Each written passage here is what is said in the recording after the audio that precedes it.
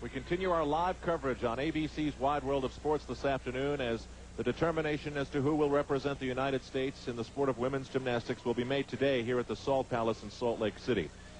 The final rotation now for Kelly Garrison Steeves. At the age of 21, no doubt a leadership role will be hers if she's able to get through this routine and make the team. Just as Kathy Johnson was the leader of the women's gymnastic team in 1984.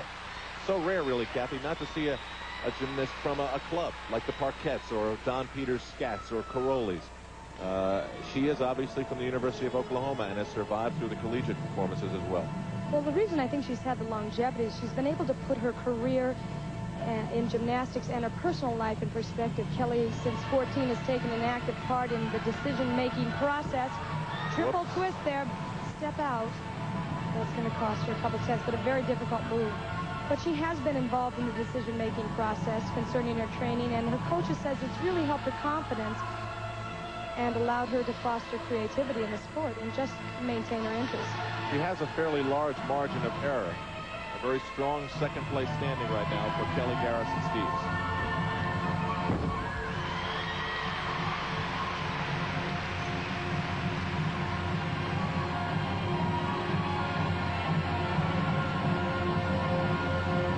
It's so important to not let go of that concentration, which is easy to do on the last event, especially if it's the floor exercise.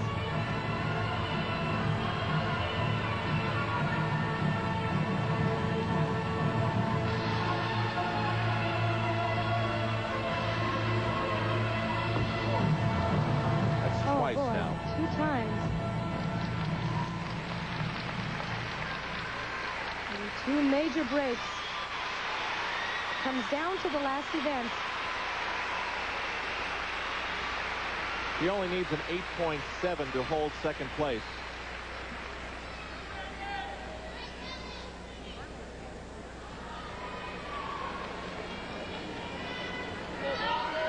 But now obviously not too happy with what just happened on the floor exercise. Here's mistake number 1. It could be caused of a lack of concentration or just fatigue from all the pressures. Triple twist, it's so difficult to stop that particular move. You're twisting so fast, and knowing when to come out is tough. Here's mistake number 2. She looked like she had a great deal of speed. Let's see what happens in the air. She just held on to it a little bit too long. She over-rotated.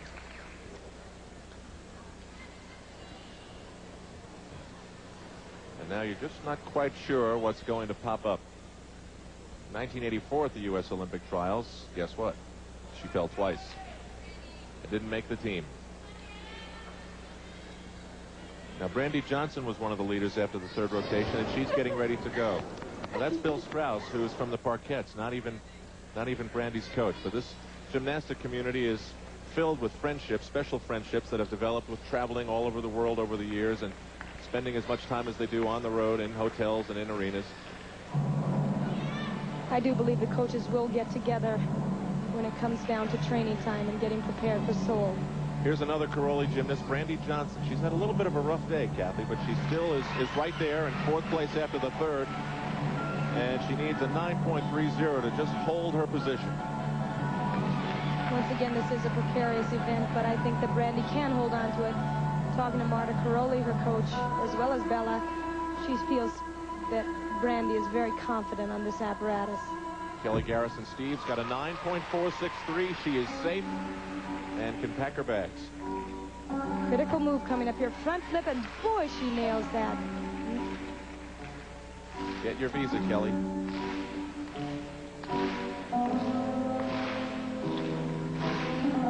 Obviously, the music is not to the balance beam, although she's right in time with it.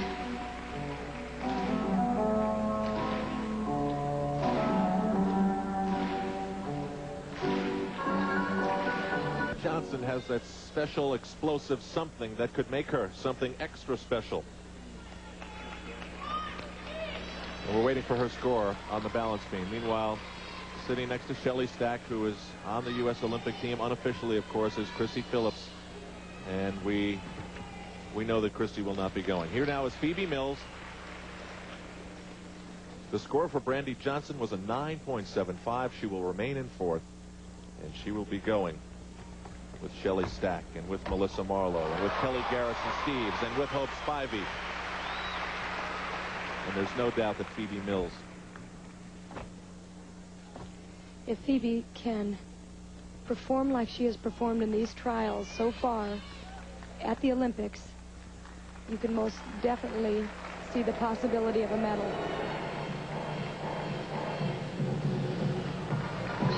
She has tremendous form. Her difficulty is there, and she moves with such confidence. Kathy, she's really been nearly perfect. 9.938, 9.9 on the uneven bars. Floor exercise, 9.963. She had a slight bobble there, but did you see how she covered it up? The judges will take less off for that.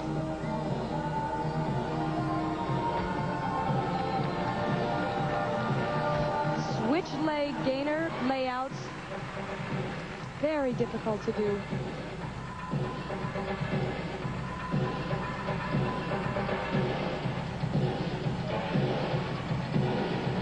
And her dismount.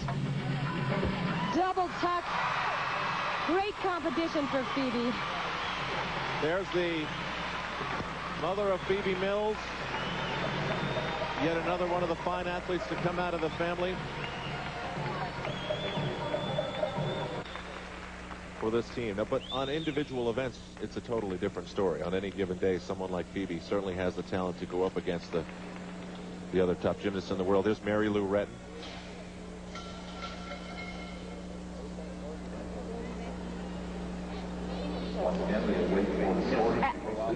Let's go to Becky Dixon. Al, this is certainly a wonderful moment for the Mills family. There's been a lot of hugging and kissing up here. Susan, your family is so supportive of each other. Do each of you feel like you've had a part in Phoebe's wonderful success? We all have a part in everyone's successes. Your family is spread out now over 3 states, training for various sports, but you seem to maintain a very strong family bond. How do you do that, Chris? I bet you have a big bill. By being very loving and caring, basically. Will you be going to Seoul? We're working on it. Yeah, I guess so, if we can We have to figure out a find way a to place get to there. stay. If anyone has a place We're a little to stay. superstitious, so we don't count our chickens till they're hatched. I guess they've hatched now. They have hatched. Have a wonderful trip. Except We hope for you the make ones it. who do like that. Al, back to you. Okay, Becky, thank you very much. Phoebe Mills score a 9.850. And watching on television, I guess we have to assume from that conversation, is the rest of the Mills family, wherever they may be, training for whatever they have in mind, somewhere around this country. Still to come, the official presentation of the United States Olympic team in women's gymnastics for 1988. And we'll have that in a moment as we continue live on ABC.